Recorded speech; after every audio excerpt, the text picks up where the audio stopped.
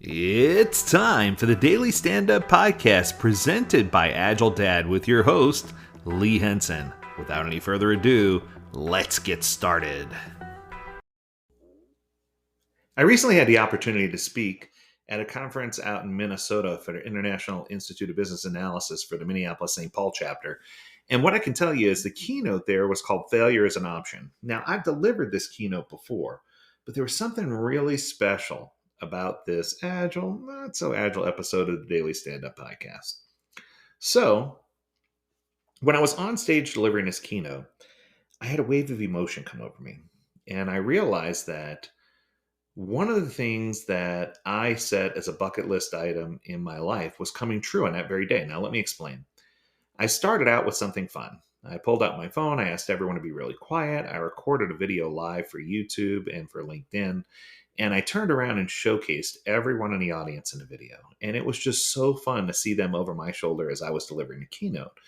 But what I realized was that at that moment, I made a conscious decision that I was going to include every single person in that room as part of my journey. Now, that sounds silly because as a keynote, of course you're going to do that. But it was something different. I realized at that moment that I asked them for something in advance, and then I owed them something of great value. Now, it wasn't difficult for me to deliver on my side of the promise. It wasn't difficult for me to deliver on the great value part. I was able to present them with a worthwhile compilation of how failure has impacted people in our personal and professional lives, how we can embrace failure and leverage it to be something special, and how we can do something meaningful with the failures that we've encountered. Now, the part that I didn't expect was the emotional connection I made with two or three different individuals. There was one individual specifically, who will remain nameless, who contacted me after the event and told me that they had been going through a lot of struggles with depression and with other things in their life.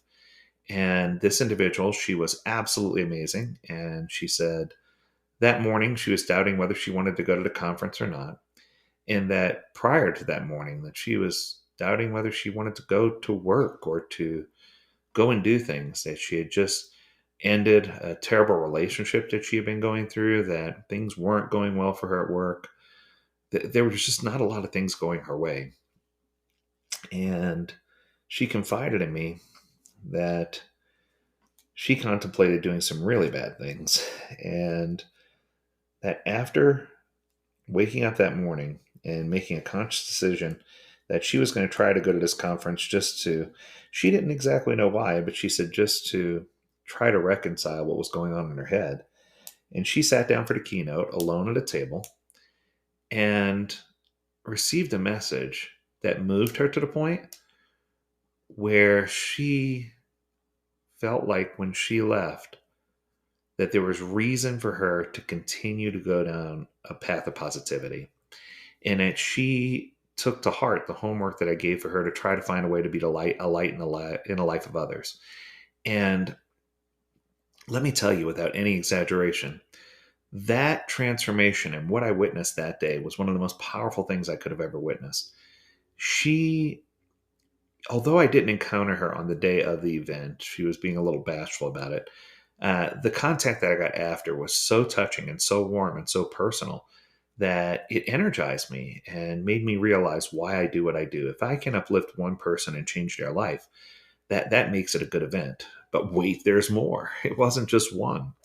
I had another gentleman reach out to me and ask how I could speak to his network of people, and we arranged for a subsequent event that I'll be speaking at soon regarding a different topic, but still something that's relevant about life and changing life for others and helping others down this path, down this journey.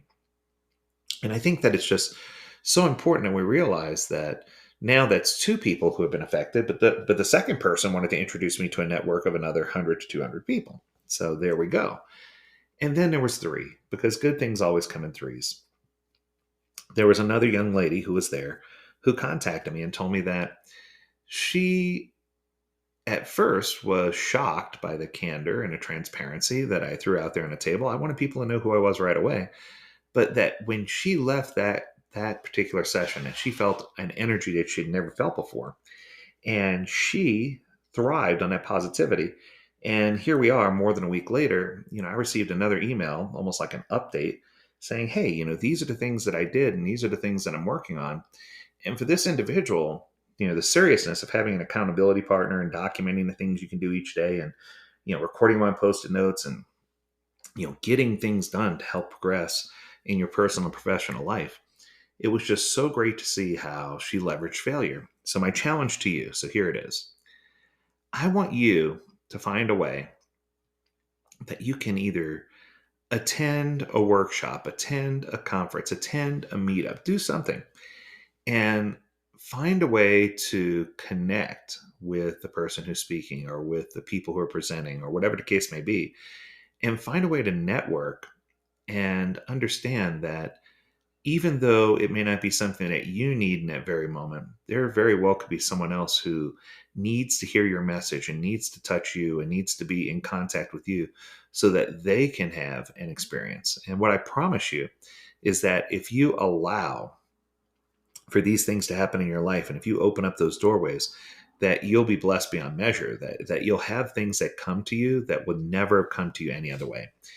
And what it identified to me is that even though each time I speak and each time I present, I always lead with light and love and I try to do the things that would help uplift others, there are times where people really need to hear the message and you might not be in a groove. But it's important for you to find a way to get to where you need to be so that you can provide that light and love for others. That's going to do it. I hope you enjoyed this episode and I hope you have an amazing weekend.